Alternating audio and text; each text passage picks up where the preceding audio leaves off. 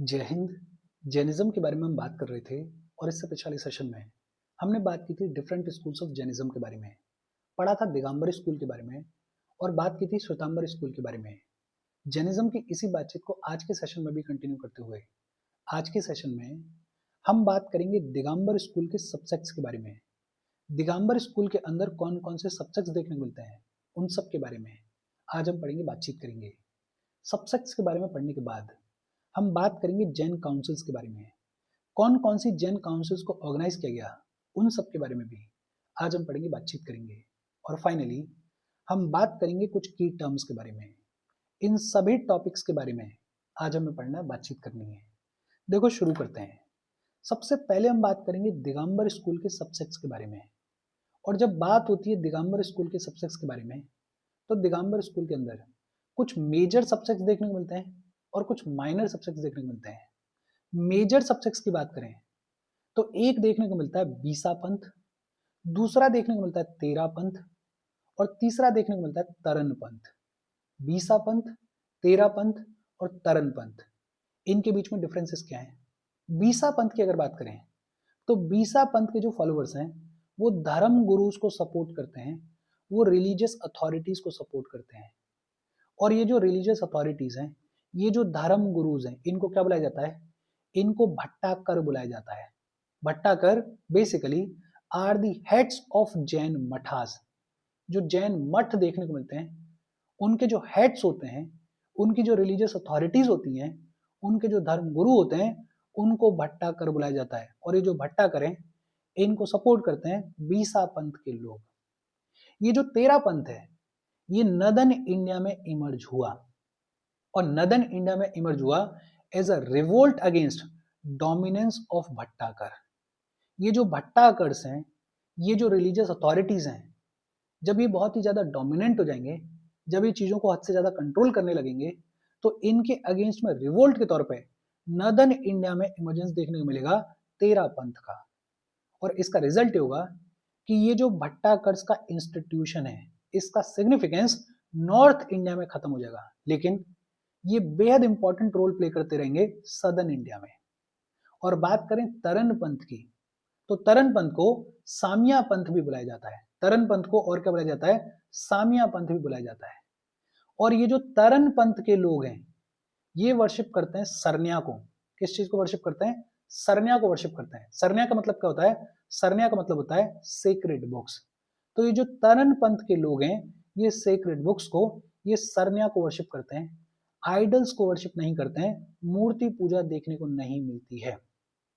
इस तरन पंथ में तीन मेन ट्रेड्स देखने को मिलते हैं।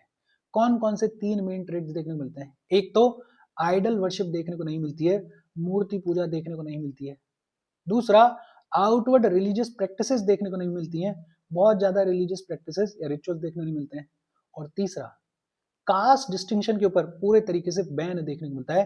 कास्ट के बेसिस पे डिस्क्रिमिनेशन नहीं किया जाता इस तरन पंथ में। बेहद सिंपल। बीसा पंथ ये वो लोग हैं जो कि धर्म गुरुज को सपोर्ट करते हैं, रिलीजियस अथॉरिटीज को सपोर्ट करते हैं, भट्टाकर्स को सपोर्ट करते हैं।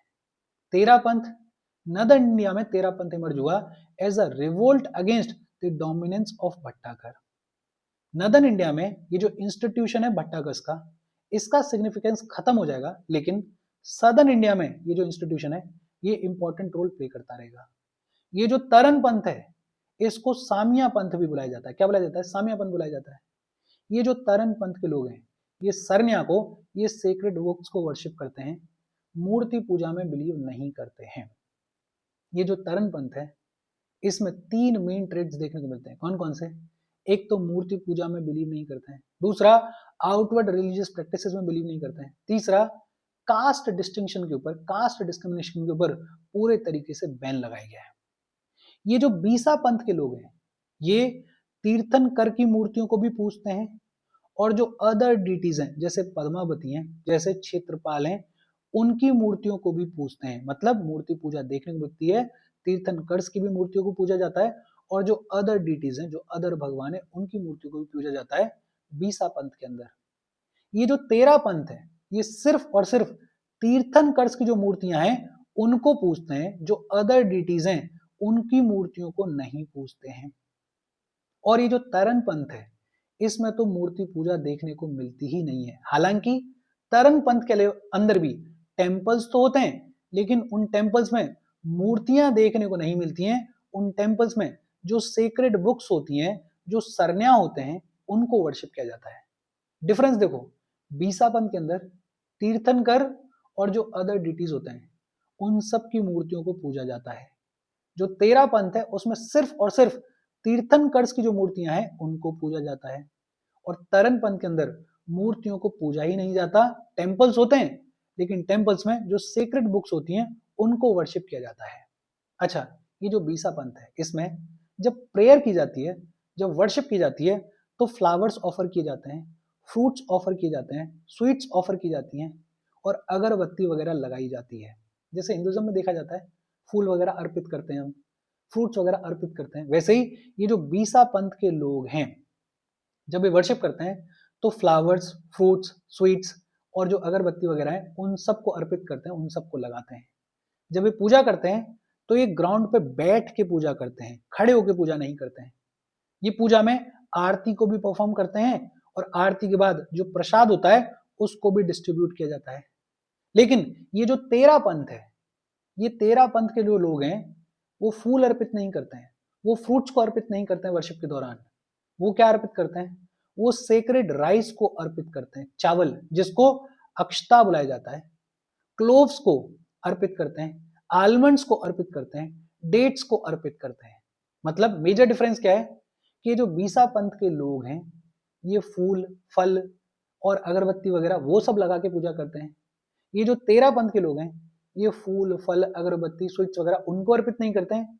ये क्या अर्पित करते हैं? चावल अर्पित करते हैं, क्लोव्स को अर्पित करते हैं, आलमंड्स को अर्पित करते हैं, डेट्स वगैरह उनको अर्पित करते हैं। और ये जो तेरा पंथ के लोग हैं, ये जब पूजा करते हैं, तो ये खड़े होकर पूजा करते हैं।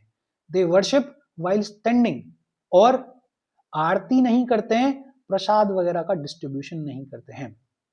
बीसा पंथ के जो लोग हैं, वो बैठ के पूजा करते हैं, आरती को परफॉर्म करते हैं, और बाद में प्रसाद को भी डिस्ट्रीब्यूट करते हैं। लेकिन ये जो तेरा पंथ के लोग हैं, ये खड़े होकर पूजा करते हैं, आरती नहीं करते हैं, और प्रसाद भी अर्पित नहीं करते हैं। और ये जो तरन पंथ है, इस तरन पंथ में किसी भी फॉर्म का कोई भी आर्टिकल ऑफर किया ही नहीं जाता। न तो फूल किए जाते, न फल किए जाते, न कोई राइस किया जाता, न कोई आलमंड किया जाता, न कोई डेट किया जाता। किसी भी तरीके का कोई भी आर्टिकल जो है, वो ऑफर नहीं किया जाता है वर्शिप में। बेसिकली ये जो तरन पंथ के लोग हैं, इनका मानना है कि हम स्पिरिचुअल वैल्यूज को ज्यादा इंपॉर्टेंस देंगे। हम जो सेक्रेड लिटरेचर है, जो सेक्रेड बुक्स हैं, उनके स्टडी को ज्यादा इंपॉर्टेंस देंगे। ये जो पूजा वूजा है, ये जो चीजें अर्पित करना है, ये सब दिखाया हुआ है, इसको हम नहीं फॉलो करेंगे। अच्छा, ये जो बीसा पंथ है, ये आज के डेट में महाराष्ट्र में देखने को मिलता है, कर्नाटका में देखने को मिलता है, सदर्न इंडिया के काफी हिस्सों में देखने को मिलता है, और थोड़ा बहुत राजस्थान और गुजरात में भी देखने को मिलता है। ये जो तेरा पंथ है, ये उत्तर प्रदेश में देखने को मिलता है, ये राजस्थान में देखने को मिलता है, ये मध्य प्रदेश में देखने को मिलता है। और ये जो तरन पंथ है, इनका नंबर बहुत ही कम है, और ये देखने को मिलते हैं थोड़ा बहुत बुंदेलखंड वाले रीजन में, थोड़ा बहुत मालवा वाले रीजन में, मध्य प्रदेश के मालवा वाले रीजन में, और थोड़ा बहुत महाराष्ट्र के खानदेश वाले रीजन में। ये जो तरन पंथ के लोग हैं, ये देखने को मिलते हैं। देखो, होपफुली आपको डिफरेंसेस समझ में आए होंगे इन मेजर सब्जेक्ट्स के बीच में। बीसा पंथ के लोग जो हैं, वो धर्म गुरुज में बिलीव करते हैं। बीसा पंथ के लोग जो हैं, वो तीर्थंकर और जो अदर डिटीज हैं, दोनों की मूर्ति पूजा करते हैं। बीसा पंथ के लोग जो हैं, वो पूजा करते हुए फ्लावर्स, फ्रूट्स, स्वीट्स और अगरबत्ती वगैरह उन सबको लगाते हैं, बैठ के पूजा करते हैं, आरती करते हैं, प्रसाद को डिस्ट्रीब्यूट करते हैं। ये जो तेरा पंथ के लोग हैं, ये सिर्फ तीर्थंकर की जो मूर्ति होती है, उनको पूजते हैं, खड़े होकर पूजा करते हैं। पूजा में राइस अर्पित करेंगे, आलमंड अर्पित करेंगे, डेट्स वगैरह अर्पित करेंगे, क्लोव्स वगैरह अर्पित करेंगे, आरती नहीं करते हैं, और प्रसाद वगैरह डिस्ट्रीब्यूट नहीं करते हैं। ये जो तरन पंथ के लोग हैं, ये बिलीव करते हैं कि भैया हम तो जो सेक्रेड बुक्स हैं, जो सरन्या हैं, उनको वर्शिप करेंगे, मूर्ति पूजा नहीं करेंगे। इनके टेम्पल्स में भी सेक्रेड बुक्स देखने को मिलती हैं। आर्टिकल्स किसी भी तरीके का कोई भी ऑफर किया ही नहीं जाता है वर्शिप में। ये बिलीव करते हैं स्पिरिचुअल वैल्यूज में, ये बिलीव करते हैं कि आर्टिकल्स ऑफर करने से बेहतर है जो सेक्रेड लिटरेचर है उसको पढ़ा जाए। बेहद सिंपल और इजी सी बातचीत है। ये हो गए major subsets of Digambar school. फिर दिगंबर स्कूल के अंदर कुछ माइनर सबसेक्ट्स भी देखने को मिलते हैं। एक है गुमान पंथ जो कि माइनर सबसेक्ट है, और दूसरा है तोता पंथ। गुमान पंथ की कहानी क्या है? देखो, ये जो गुमान पंथ के लोग हैं ये फोकस करते हैं on the purity of conduct, ये फोकस करते हैं ऑन सेल्फ डिसिप्लिन। बेसिकली इनका ये कहना है कि जैनिज्म के अंदर जो प्रीसेप्ट्स हैं, जो 5 वाउज हैं, उनको स्ट्रिक्टली फॉलो किया जाना चाहिए। प्योरिटी ऑफ कंडक्ट और सेल्फ डिसिप्लिन के ऊपर फोकस करते हैं गुमान पंथ के लोग। ये जो गुमान पंथ है इसके अंदर कैंडल्स का जलाना, लैंप्स का जलाना जैन टेम्पल्स में, उसको स्ट्रिक्टली प्रोहिबिट किया गया है। टेम्पल्स में कैंडल्स जलाने की जरूरत नहीं है, लैंप्स जलाने की जरूरत नहीं है। ये जो गुमान पंथ के लोग हैं ये टेम्पल्स को विजिट भी करते हैं, इमेजेस को देखते भी हैं, लेकिन कुछ भी ऑफर नहीं करते हैं, कोई भी आर्टिकल्स वगैरह ऑफर नहीं करते हैं उन इमेजेस को। ये जो गुमान पंथ है माइनर सबसेक्ट है, ये राजस्थान में देखने को मिलता है, और राजस्थान में भी स्पेशली जयपुर में देखने को मिलता है। गुमान पंथ बेसिक तौर पे याद रखो कि एक तो इनका फोकस ये है कि जो कंडक्ट है उसमें प्योरिटी होनी चाहिए, सेल्फ डिसिप्लिन होना चाहिए। दूसरा इनका ये कहना है कि जैन टेम्पल्स में कैंडल जलाने की जरूरत नहीं है, लैंप्स जलाने की जरूरत नहीं है। तीसरा इनका ये कहना है, या ये करते हैं कि ये मंदिर जाते हैं, जो इमेजेस हैं उनको देखते हैं, मंदिरों को विजिट करते हैं, लेकिन वहां जाके कुछ भी ऑफर नहीं करते हैं। और फिर दूसरा माइनर सबसेक्ट है तोता पंथ। और ये जो तोता पंथ है ये इमर्ज हुआ बिकॉज जो बीसा पंथ था और जो तेरा पंथ था उनके बीच में डिफरेंसेस देखने को मिल रहे थे। बीसा पंथ जिसके बारे में अभी हमने पढ़ा है और तेरा पंथ जिसके बारे में अभी हमने पढ़ा है, इन दोनों के बीच में जब डिफरेंसेस इमर्ज होने लगे तो आउटकम आया, तो आउटकम के तौर पर निकल के आया तोता पंथ। तो ये जो तोता पंथ है इसमें बीसा पंथ और तेरा पंथ दोनों का मिक्स देखने को मिलता है, लेकिन ये भी माइनर सा सबसेक्ट है और मध्य प्रदेश के कुछ छोटे छोटे पॉकेट्स में देखने को मिलता है। माइनर सबसेक्ट्स हैं, नाम भी याद रखोगे तो भी काम चल जाएगा। बेहद सिंपल और इजी सी बातचीत है। होपफुली ये डिफरेंसेस आपको समझ में आए होंगे। देखो, बहुत ज्यादा तो घुसने की जरूरत है नहीं, लेकिन बुद्धिज्म और जैनिज्म अपने आप में इंपॉर्टेंट चैप्टर में कई बार बोल चुका हूं, तो आपको आइडिया होना चाहिए। जैसे आपको पता होना चाहिए कि ये जो भट्टा करें ये कौन होते हैं, these are the heads of Jain mathas. इनके बीच में जो मेजर डिफरेंसेस हैं वो मेजर डिफरेंसेस आपके दिमाग में होने चाहिए। होपफुली आपके दिमाग में चीजें रजिस्टर हुई होंगी। हम आगे बढ़े उससे पहले वीडियो पे लाइक के बटन को दबा दो। लाइक दबाना जरूरी है बिकॉज यूट्यूब ऐसे ही फंक्शन करता है।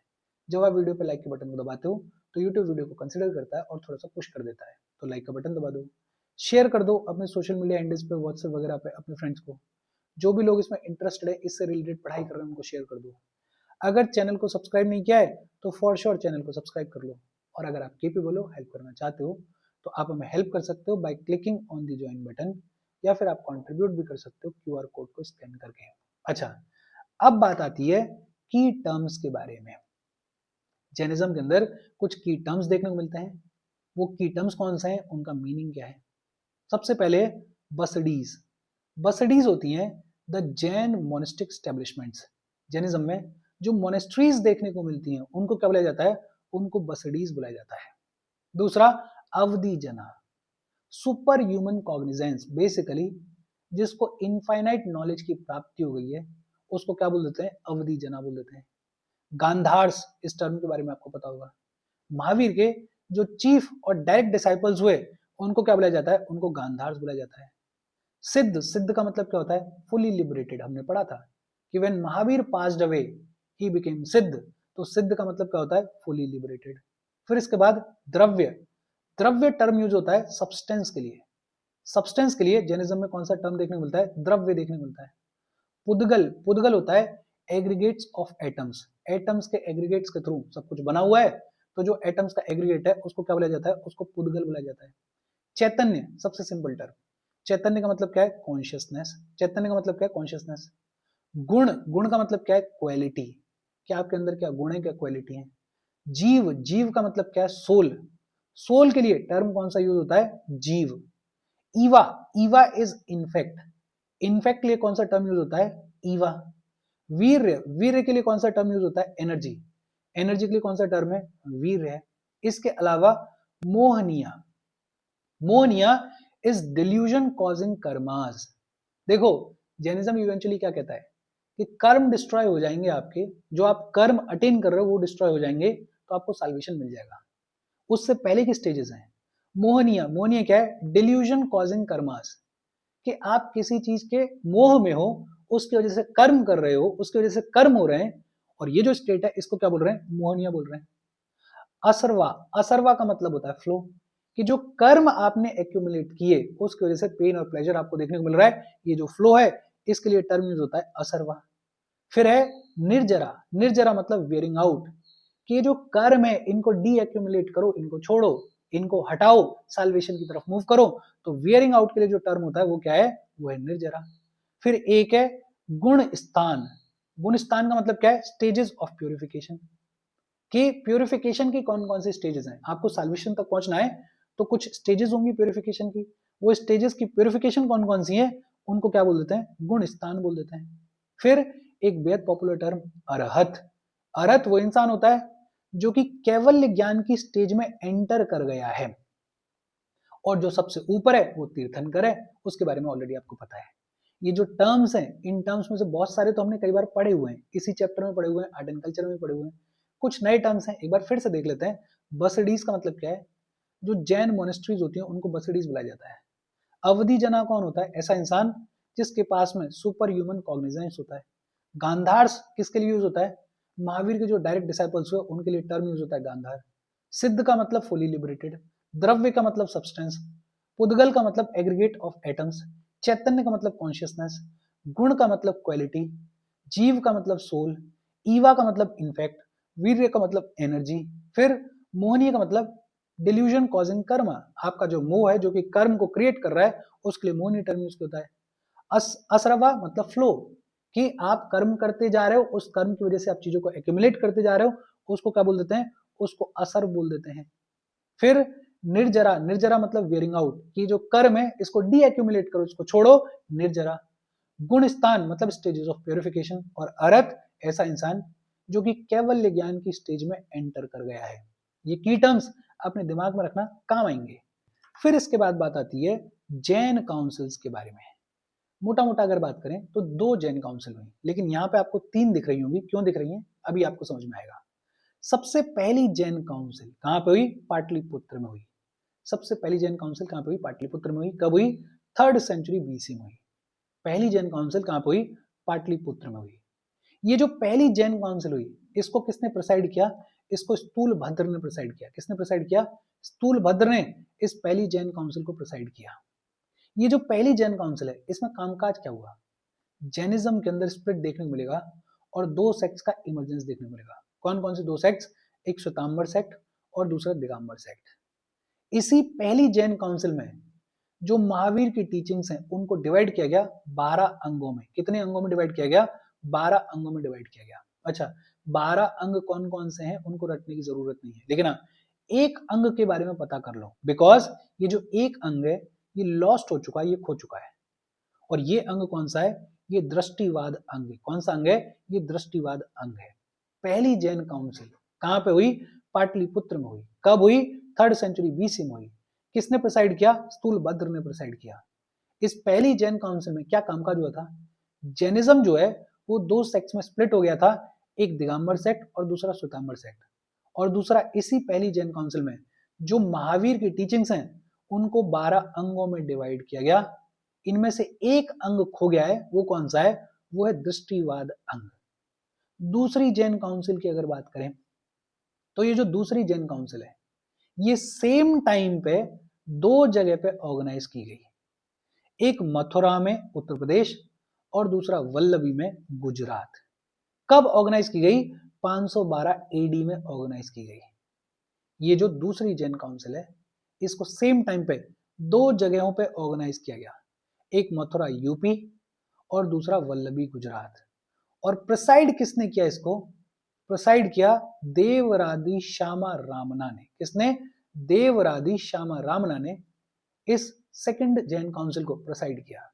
ये जो सेकंड जैन काउंसिल है इसका ऑब्जेक्टिव क्या था? इसका ऑब्जेक्टिव था कि जो सेक्रेट टेक्स्ट हैं जिनको यहाँ पे फर्स्ट जैन काउंसिल में कंपाइल करने की शुरुआत की गई थी, 12 अंगों में डिवाइड किया गया था, उन सेक्रेड टेक्स्ट को फर्दर कंपाइल किया जाए, फर्दर तैयार किया जाए।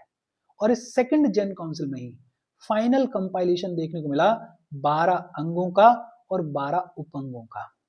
अच्छा, यही जो सेकंड जेन काउंसिल है जो कि वल्लभी गुजरात में ऑर्गेनाइज की गई थी, इसी को बोलने वाली भाषा में थर्ड जेन काउंसिल बोल देते हैं।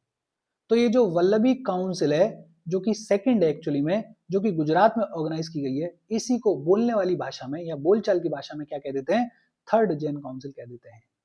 और इसको श्वेतांबर सेक्ट के मॉन्क्स ने अटेंड किया था, और श्वेतांबर सेक्ट के जो मॉन्क्स हैं वही इन 12 अंगों को और 12 उपअंगों को कंपाइल करेंगे। और हमें ये तो पता ही है कि ये जो अंग हैं, ये जो उपअंग हैं, इनकी अथॉरिटी को जो दिगंबर सेक्ट के लोग हैं वो रिजेक्ट करते हैं, बिकॉज उनका ये कहना है कि जो ओरिजिनल टीचिंग्स थी महावीर की वो तो बहुत पहले ही लॉस्ट हो गई, ये तो बाद का काम है, ये ओरिजिनल टीचिंग्स नहीं है। मोटा मोटा जैन काउंसिल्स दो देखने को मिलती हैं, पहली पाटलिपुत्र में जिसको प्रिसाइड किया स्थूलभद्र ने, और इस पहली जैन काउंसिल में जैनिज्म में स्प्लिट देखने को मिलेगा, एक दिगंबर सेक्ट इमर्ज होगा, दूसरा श्वेतांबर सेक्ट इमर्ज होगा, और इसी पहली जैन काउंसिल में महावीर की जो टीचिंग्स हैं उनको 12 अंगों में डिवाइड किया जाएगा। दूसरी जैन काउंसिल 512 एडी में हुई, दो जगह पे सेम टाइम पे हुई, एक वल्लभी गुजरात में और दूसरा मथुरा यूपी में। किसने प्रिसाइड किया, देवराधि श्यामा रामना ने इसको प्रिसाइड किया। यही जो वल्लभी गुजरात वाली काउंसिल है, इसी को बोलचाल वाली भाषा में थर्ड जेन काउंसिल बोल देते हैं। कामकाज क्या हुआ, इसमें कामकाज देखने को मिला फाइनल कंपाइलेशन 12 अंगों में और 12 उपअंगों में। और इसके साथ आज की हमारी ये जो बातचीत है, ये बातचीत खत्म हो गई। एक सेशन और बचा इस चैप्टर का, अगले सेशन में चैप्टर खत्म हो जाएगा। ढंग से देखना, ध्यान से देखना, कोई डाउट हो तो कमेंट करके पूछ लेना। Thank you very much.